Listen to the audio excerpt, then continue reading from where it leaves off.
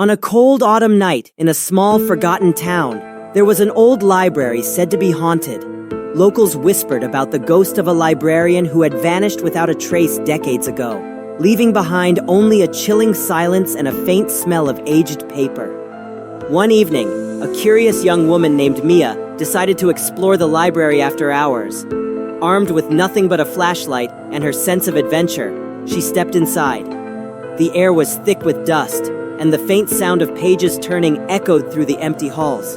As Mia wandered deeper, she noticed a flickering light coming from the back room. Drawn to it, she approached, heart racing. The door creaked open, revealing a dimly lit chamber filled with towering shelves of forgotten books. In the center stood a wooden table with a single book lying open. Intrigued, she moved closer. The pages were blank, but as she leaned over, words began to appear, slowly forming a chilling narrative about a woman trapped in the library forever. The last line read, "To know my story is to take my place."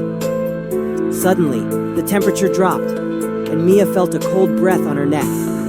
Panic surged as she turned to flee, but the door slammed shut. The whisper of the librarian filled the air.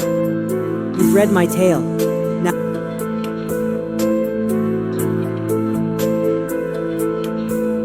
Shelves, swirling around her like a storm. Desperate, Mia reached for the doorknob, but it felt like ice in her hand. As shadows closed in, she realized the terrible truth. The librarian was not just a ghost. She was a collector of souls, and Mia was the next chapter in her story. The library remains, its doors locked tight. Those who pass by at night can still hear the faint rustle of pages and a soft, desperate whisper begging to be freed. And if you listen closely, you might just catch a glimpse of Mia, forever lost among the books, trying to write her own small, forgotten town.